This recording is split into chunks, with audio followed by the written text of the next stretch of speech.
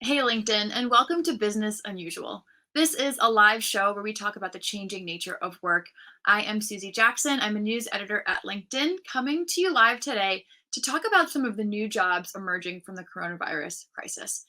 COVID 19 is decimating employment and hiring in so many sectors, but it is also creating some new roles in others. Of course, it is not at any scale that can offset the damage, but today we want to look more closely at some of these new jobs and talk about what the future is for them. The pandemic will end at some point, but our minds have been opened up to a world where future health crises feel more pressing. I want to know what that means for the future and growth of these newly created functions. We're going to be speaking with my colleague George Anders, who, along with LinkedIn's economic graph team, has been crunching the numbers.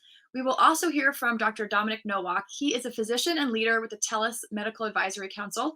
He's been guiding companies through the crisis and just assumed the role of chief medical advisor for a large Canadian bank himself, a role that did not exist before. Before I bring out George and Dominic, I want to hear from you.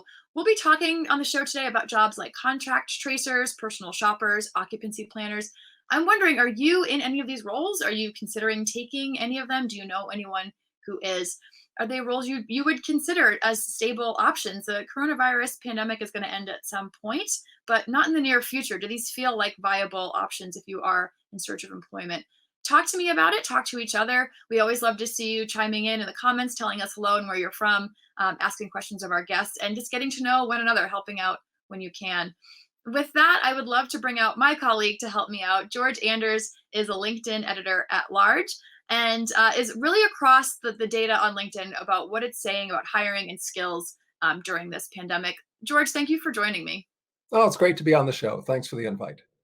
It's always lovely to have you. I'm curious, you're really across this with the LinkedIn economic graph team. What are you seeing in terms of what skills and jobs have seen a surge in demand since the coronavirus took hold? So we found about a dozen jobs where there's a pickup, and so many of them are concentrated in areas where we're basically taking functions that we used to do in the real world and then looking for ways to do them in the virtual online world or in the socially distanced world. So I'll give you a couple examples. Your office administrator is now perhaps a virtual assistant. That's a fast growing area. Something like going to get groceries. That's no longer something that you do yourself. You may well want a personal shopper, someone who gets your email list, goes through with a cart, and then collects all your stuff and gets it curbside. Another really big area that we found are space planners, occupancy planners in real estate. So an awful lot of offices are now going, hey, whatever setup we had that made sense before COVID, it's not really making sense now. We need to space out the desks. We need to rethink the common areas. We need to just totally redesign what we've got going on in this building. And there are experts who can do this. Traditionally, they would just do it once when you moved into the building and they would be your space planners. But now it's almost like people are moving back into their buildings and have to do it again. So I ended up interviewing one space planner who has already worked on more than 240 million square feet of office. Wow. Big new job. Yeah, and I believe it was in that interview or maybe in one of the comments on your reporting where someone in that position was saying that we don't just pick out curtains and office chairs. There's a misconception about the role of that work, and we can see now how crucial it is to get these openings safely and done correctly. Uh, Absolutely. And something as basic as common space, what's going on in your hallways, your meeting areas, your micro kitchens. That now takes a lot of skill, a lot of sophistication to get that right, because what used to work is not the winning strategy anymore. That's certainly right, and there is no playbook as we've seen for throughout this pandemic. Certainly not in this situation either. As we're seeing companies start to think about coming back into work and doing it safely, I think that story is going to be ongoing. And we're going to see what's working, what isn't. That's probably a role that's going to be continued to be re-engaged as they experiment and see what's working and what isn't. Yeah, it's a pretty interesting job too, and it tends to be college graduates. Obviously, a design major or an architecture major is useful, but you can have studied real estate, finance, statistics. There are a bunch of different ways you can come in. Starting pay is close to $60,000 a year, and then there's a career track. So you are originally an assistant or associate occupancy planner, then you become a regular occupancy planner, then you're a senior occupancy planner, then you're an occupancy planner manager. You know the drill. You know how big companies are, but there's a ladder and that can take you up to six figures. Yeah, so that's good to hear that there's some growth in that function that took place with a pretty healthy starting salary and with a path forward. That's a positive throughout all this. I want to take a moment to say hello to some of the folks joining us in the stream. We have Gwendolyn from Ocala, Joseph is from LA. Welcome to the program today. Albert from Canada, Nancy from Houston, and Cheryl from Michigan. Thank you for joining us on Business Unusual today. We are talking right now with George Anders, a colleague of mine at LinkedIn, about some of the new jobs and skills emerging from the coronavirus pandemic. George, talk to me about contact tracing. This is a term, a job that I hear about now that I've never heard of before. Who should be considering these roles? What is the work? So this was totally new to me too. The core idea is if someone has been exposed to COVID and is tested positive, you want to figure out who else they've been in close contact with and have them come in for tests. If they're sick too, kind of quarantine them, but not end up in this situation where one person can infect 10 who infects 100 and what have you. So it's a very important role, and it's done mostly by phone. So, in a way, think of the skills that you might have in a telemarketing or a customer service role. It's kind of different, except now you're taking care of people's health rather than trying to get them to buy something. And on all of the states with high COVID caseloads are at least considering bringing this in and perhaps bringing it in a big way. There's some estimates we could be talking about as many as 300,000 contact tracers in the US. Adoption's going a little slowly. Pay on this one is about $20 an hour in the places that are paying full. Some of them are trying to do it for less. If you've got phone skills, something you can do at home, you need a high level of empathy with the people you're calling because obviously they're not going to be thrilled to be told that they need to be reassessed for this, and you need to draw them out, be sympathetic, be candid, be caring. But it's an important role, and generally, state and local governments are the ones that are organizing this, and you'll see a lot of job ads for it. I think it's an interesting point about empathy. I feel like that's a skill that we're seeing come up in lots of jobs, not just in this contact tracer, but in the person who works at the pharmacy or the store that you're going into, who has to have a conversation with you, perhaps about mask wearing or about your if you're feeling well or not. It's really an interesting kind of mashup of that human connection, that human to human skill that maybe we haven't seen in a lot of corporate jobs or a lot of workplaces to date. Yeah, absolutely. And in fact, I'll give you a more direct example. One of the areas that we've seen surging is life coaches, crisis counselors. I mean, this has been a very trying and testing period for people. Having to deal with this risk of illness and so much of our social circle just collapsing, it's a lot to handle. So, people who are dealing in the world of mental health, who are able to provide folks with the advice and the support they need to make it through, that's a growth area as well. That's great to hear that there are growth areas. If you're just joining us now, this is Business Unusual. We are talking today about the emerging jobs coming from the coronavirus crisis. I see a lot of you in the stream. Some of you are looking for jobs, some of you are hiring. Please talk to each other and connect. It's a great place to do it. We're talking about growth and new jobs coming out of this. Perhaps that new job could come from this episode today. We also in the stream, I have Tina who's saying that she was a fitness tech in a rehab facility gym and just got hired yesterday to be a grocery order for curbside pickup, a delivery person. So, George, talk to me about this kind of role as well. Are you seeing people come into it who haven't been in that kind of role before? Yeah, that's been really big. We find that tends to attract a younger population. People in their 20s tend to do it, probably more female than male. It's a job that you don't need a college education for. I mean, obviously, if you've got one, you're going to be, able to put some of your knowledge and processing skills to work. But even for people with high school educations, that's sufficient.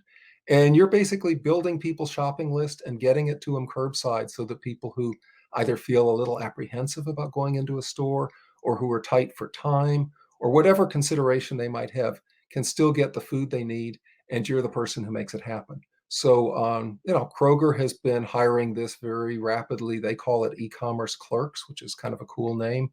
But you can look at almost any big supermarket, and this becomes an important part of their strategy. They can't have as many people crowding into that supermarket at once.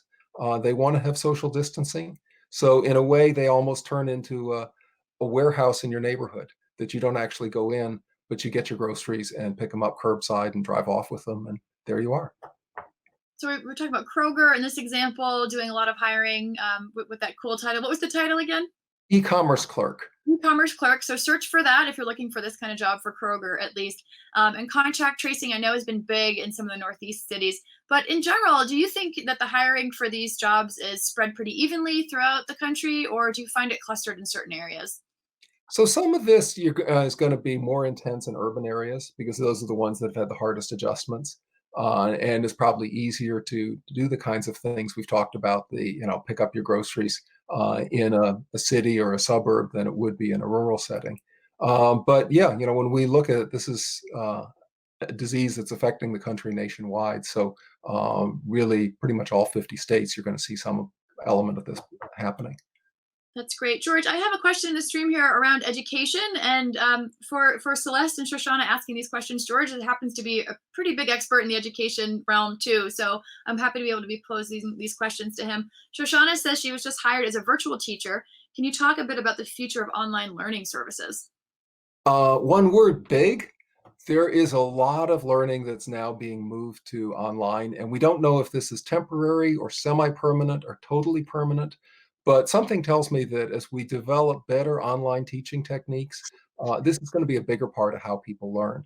So, in fact, online tutor, online instructor is an area that we focused on. And I think even traditional teachers are realizing that they need to take their Zoom game up a level, that that's going to be an important part of how they connect with students. So, certainly those strip mall entities that will get your kids sharpened up on their math skills, they'll still exist, but they're more likely to do it virtually with a screen than to have the kids come into the facility. Yeah, that's a big area, and that's one we identified. Online tutor, online instructor. There's a lot of growth there. Great. And on the other side of that screen, we have Celeste wondering what career skills or certificates should she be considering as a beginning college student? Some of it is just picking it up as you go. And I would say the more work you can have in a virtual screen setting, the better. If you've got a good telepresence, that's something that eventually there'll be a certificate that says you are an A+ telepresence person. But right now, people are going to judge that on individual interviews and having you on the screen for 5 or 10 minutes. So I would use a little bit of time, practice with your friends, practice with your relatives, look for clubs and associations where you can get your delivery down, get your lighting down, get an ability to project personality. When we did our analysis, we found not only were there core technical skills, but there was an interest in presence, messaging, resilience, being able to come across as a decent person on a screen. So do that, particularly in your freshman, sophomore, junior years. As you get deeper into your junior year, you'll probably have a clearer idea of where exactly you want to be. But you'll have that foundational ability to get your job done virtually that's going to be useful no matter what you do. That's great. George, thank you so much for these insights. It's great to see that there is some bright spot coming out of this. The hiring, employment has been so tough lately, but knowing that there is some hope and some growth in some of these jobs coming out of the virus is helpful. And I'm hoping that the stream is feeling that way as well. Thank you for joining us today. Well, it was a pleasure. Glad to chat with you. That was George Andrews. He is an editor at large for LinkedIn, crunching the numbers with LinkedIn's economic graph team to see what's going on with hiring and skills. We are talking today on Business Unusual about jobs emerging from the COVID-19 crisis. And my next guest, as a healthcare advisor to top Canadian companies, is also a newly minted chief medical officer for one of them. He has had a front row seat to some of these changes. I would like to welcome Dominic Nowak. Dr. Dominic Nowak is the physician lead and chair of the TELUS Medical Advisory Council. Dominic, thank you. Welcome to the program today. Susie, thanks for having me here. It's a pleasure. You wear a lot of different hats, Dominic. You are a family physician. You are the chair of the TELUS Medical Advisory Council, amongst many other things that I could barely keep track of on your LinkedIn profile. You are very, very much across this crisis in many ways. I'm curious, can you tell us about the work that you've been doing with the Medical Advisory Council, counseling different companies across Canada for how to respond to the crisis? Absolutely. And I'll give an analogy here. I'm a family doctor first and foremost, and I liken a lot of the advisory work to being a good family physician, right? So as a good family physician, I'm that trusted advisor. I'm the go-to place to help people make good decisions, respond to crisis, separate fact from fiction. And in the same way, just as I do in my family practice, I do the same kind of thing for large organizations. And then the added bonus of this family physician or primary care approach is, I'm their trusted advisor, but also if we need support, we have a team of experts from infectious diseases, occupational health, pandemic strategy, public health, and so forth that I could tap into when I need to. That's great. Thank you for the context. And with this group, with this advisory council, I know you've gathered people from experts in different fields from across the healthcare space. What is the work like that you are doing with some of the partner companies? What is what they're asking from you? They need guidance for. Yeah, and it's really been evolving from the initial crisis response. And either way, I'd put it into three big categories. So the first one is health, safety, and then also culture. The second one would be this corporate social responsibility lens, especially for those organizations that are a bit larger and can contribute to the public health effort in their jurisdictions. And then the third one would also be this thinking ahead and strategic planning, because we know how unpredictable things have been in the last few months, and they're going to continue to be the same way as we look to, re-emerging outbreaks, for instance, or riding future waves of COVID. So the plan ahead strategy and the thinking ahead plan is so important there. So health, safety, culture, corporate social responsibility, and really planning ahead and looking at longer term planning amidst COVID and other health implications towards team members and citizens. Yeah, so I can certainly understand companies wanting some guidance in this. It's unprecedented. You're talking about the short term and long term view on things. I'm interested in your role as a chief medical advisor for one of these partner companies. It's a prominent Canadian bank. It's a company that didn't have that kind of advisory role carved out before. I'm curious about that work and why now? Why are we seeing that bank and other companies started to consider having a chief medical officer or chief medical advisor? Susie, again, this is a really wise question. And I think to it in terms of having a family physician or having a primary care clinician. You don't know you need one until something happens, but it's beneficial to have all the way along. And I think the companies or organizations that have had it, have had medical insight all the way through, have really benefited from it. And also those that have tapped into it really early, just like a lot of the organizations that I've been working with, have really benefited from it. And it goes back to those points that George really wisely shared earlier on in terms of health and safety and new ways of working and spacing, and even things like virtual care, or making sure early in the pandemic that all of our team members had mental health supports and access to a clinician from home for themselves and their families. That makes such a big difference. So it really falls into those categories that we spoke about before, in terms of health and safety, communicating with team members, making sure people feel comfortable going back to work and doing the services that they need to do to serve other citizens. And the example that I'd give here, as well as in my role as a family physician, I'm actually an essential service. I need to work. And a lot of the organizations that I'm working with also have roles that are similar in how essential they are. So for instance, TELUS, a lot of our team members as a national communications company need to work, need to make sure that families are connected, that healthcare professionals are connected with each other and to patients and so forth, and need to go out into the field to do that.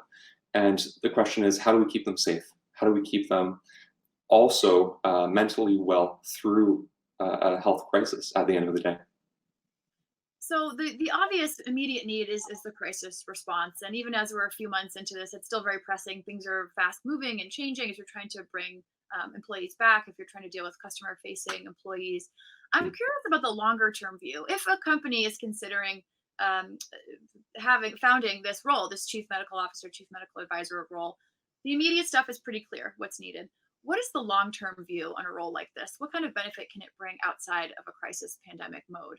Yeah, absolutely. So I think in health policy, we talk about our short-term decisions actually shape the way for our longer-term health policy and the kind of things that we're either benefiting from in 5 years or stuck with in 5 years. And in the same way, the kind of health-related policies that we implement organizationally, we're either reaping the rewards from later on or stuck with later on. And a lot of my work is actually guiding that initial health policy so that we can create healthy choices right now on a bigger picture lens for team members through the crisis, and then also make sure that those things that we implement are still relevant going forward in the coming few years.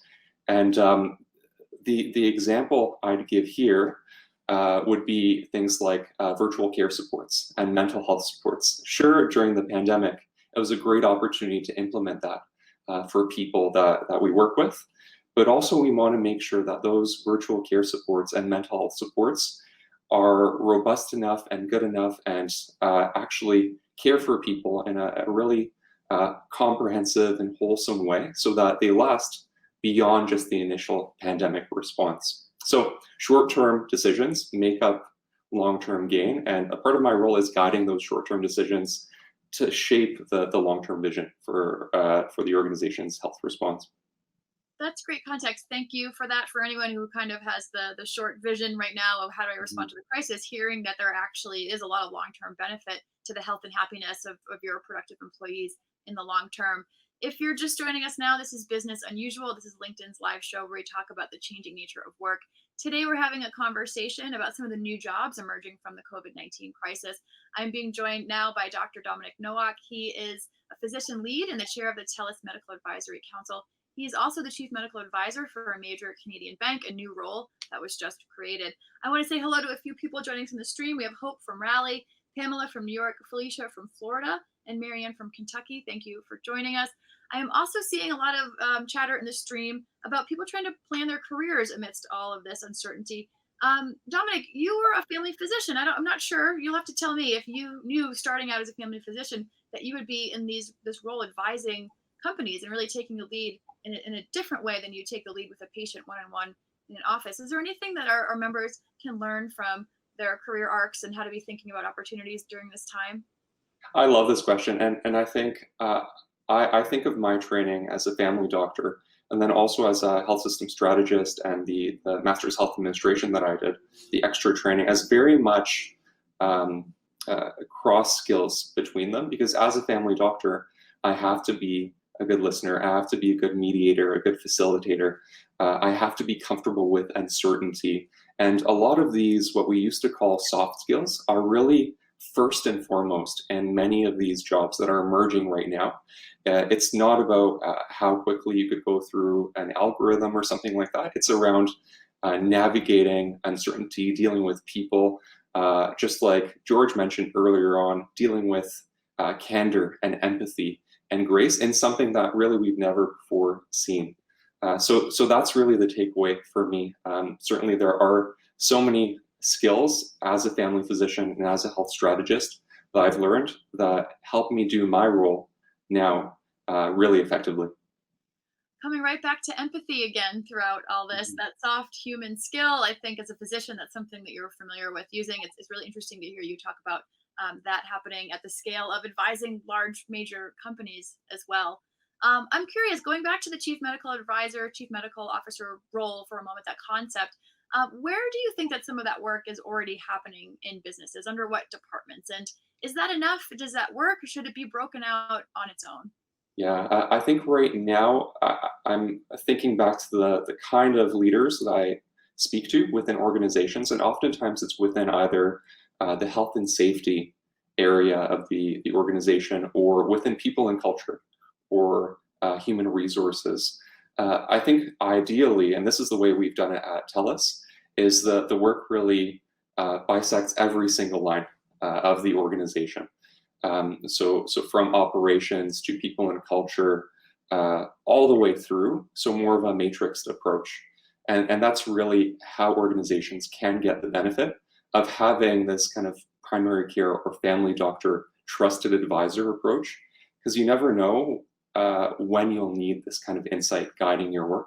And it's great to have someone there to tell you, actually, have you thought of this? Have you thought of this upcoming health-related part? And the example here I'd give is the upcoming relevance of the flu vaccine, actually, for the winter 2020. So all of us are so focused on COVID, but actually in the coming few months, we don't want this double whammy of a really hard flu season and then also a really hard COVID season. So we want to make sure, as one of the few preventions that we actually have towards those threats, to focus in on the flu vaccine for team members. And that's not something that's really apparent in the initial crisis response, but it's something that we're strongly advising around as health experts. That's really interesting, and I think probably helpful for companies who might not be ready to jump full in and say we're creating a brand new role of chief medical advisor or officer. But as you're saying, it's interwoven. Some of the functions are already within existing departments, but making sure that they all work together and coordinate across HR or safety, etc. That even if the formal role isn't there, that the spirit of it is really important, especially coming in to this fall season. Dominic, it's been wonderful having you. Thank you so much for joining us on Business Unusual today. Susie, my pleasure. Take care, everyone. And thank you to you for joining us. We saw a lot of great comments, questions, a lot of you talking to one another in the stream. We always love to see that, help one another out. If you're hiring, if you're looking for a job, come in and tell us how you're doing and how we can help. Tomorrow on the show, my co-host Caroline Fairchild will be talking with a panel of small business owners in Florida about running a business amid uncertainty as virus cases continue to spike down in that state. We are live 5 days a week from the LinkedIn news page at 12 Eastern. I hope to see you soon. Thank you so much for joining us.